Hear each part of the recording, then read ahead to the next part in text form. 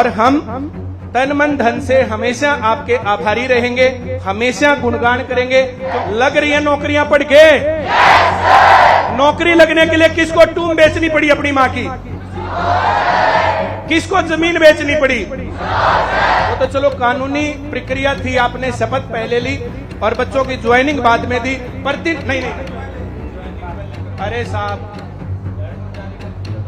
Letter जारी हो गया था लेकिन ज्वाइनिंग की लिस्ट बाद में आई थी सर।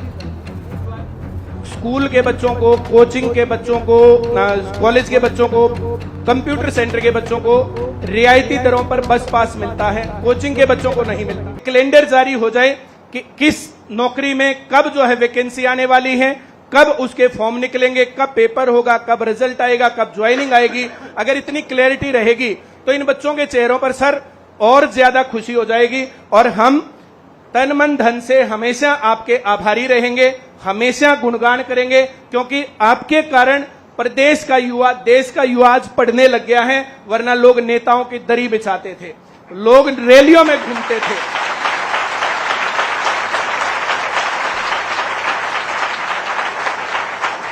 रैलियों में जब कहोगे ना तब हमारे बच्चे आ जाएंगे, आवाज उठाने के लिए जब कहोगे तब हमारे बच्चे आ जाएंगे। ऐसा नहीं कि भाई जो आपने हमारा काम कर दिया और फिर हम आपका काम भूल जाएंगे। जब कहोगे उस टाइम पर जो है हमेशा तैयार रहेंगे। सभी बच्चे रहोगे भाई तैयार? और जो मैं ये बातें कह रहा हूं तो है ना फेयर सिलेक्शन? लग रही है नौकरियां पढ़ के? नौकरी लगने के लिए किसको टूम बेचनी पड़ी अपनी मां की? किसको जमीन बेचनी पड़ी? जो किसानों को जमीन बेचनी पड़ती थी, जो किसान अपनी मां जो है जमीन को मां बोलते हैं, और जो औरत टूमों के लिए, गहनों के लिए जो है मरती जीती है, वो बेच करके जब बच्चों को नौकरी लगवाई जाती थी, वहां से जो ये दौर आया है, इसके लिए नमन है सर आपको।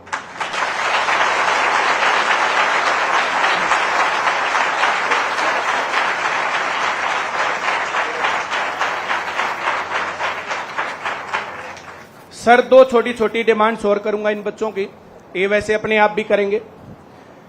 एक तो स्कूल के बच्चों को, कोचिंग के बच्चों को, कॉलेज के बच्चों को, कंप्यूटर सेंटर के बच्चों को रियायती दरों पर बस पास मिलता है, कोचिंग के बच्चों को नहीं मिलता है।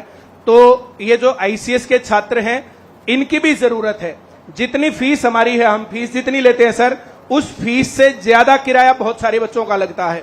अगर रियायती दरों पर इनका बस पास मिले तो आपकी बड़ी मेहरबानी होगी सर। दूसरे नंबर पर बहुत सारे बच्चों को 10, 15, 20 हजार रुपए देने में दिक्कत नहीं है, लेकिन बहुत सारे बच्चे गरीब भी हैं।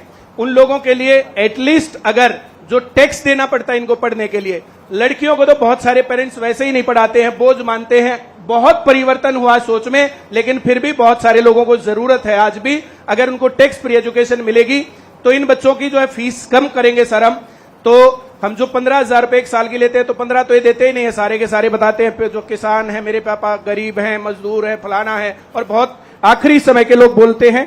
तो इस प्रकार के लोग जो है, जैसे मैं जो बात बोलना चाहता हूं सर, इन बच्चों का टैक्स फ्री एजुकेशन और रियायती दरों पर बस पास, ये डिमांड मैं करता हूं।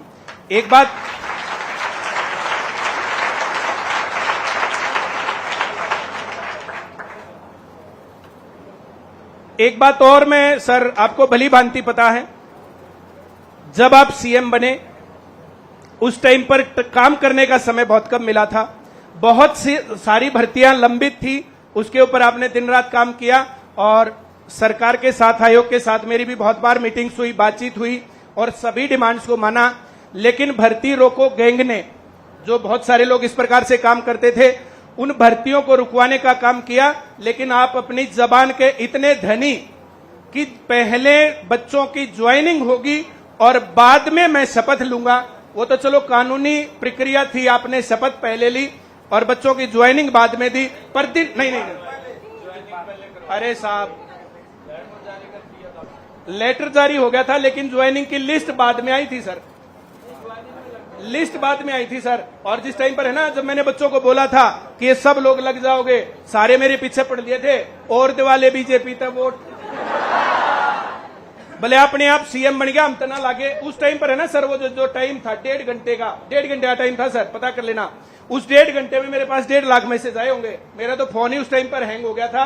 मैंने सबको कहा भाई जबान के बहुत धनी आदमी हमारे सैनी साहब, और इस काम को करेंगे। और जिस टाइम पर जो वो बनी, वो लिस्ट आई, तब जो है लोगों ने बहुत धन्यवाद किया। मैं भी दिल की गहराइयों से धन्यवाद करता हूं सर आपका।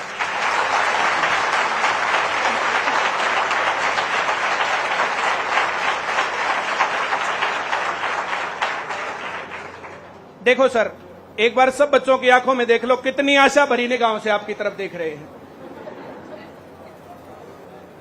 ग्रुप डी की भर्ती पहले हो गई, ग्रुप सी की बाद में हुई। पहले ग्रुप डी में लग गए, उसको छोड़ के फिर ग्रुप सी में लग गई, तो उसके कारण से फिर सीट खाली हो गई। तो ये तो जो अच्छी बात है, ये जो है मौका मिलता है, लेकिन जो सीट खाली हो जाती है तो सीट खाली भरने का जो वेटिंग लिस्ट का मामला है वो बहुत लंबा लटक जाता है और मेरे को आपसे जाके मिलना पड़ता, उससे पहले होता नहीं है काम। अभी भी जेबीटी मेवात कैडर आपसे मिलने के बाद रिजल्ट जारी हुआ, वरना वो जारी होने की कंडीशन थी सर। मैं ये कहता हूं सर, और ज्यादा मैं तो नहीं कहता, जब भी लटक जाए ना तो मेरे को मिलने का आप टाइम दे दिया करो, बस बाकी मैं देख लूंगा।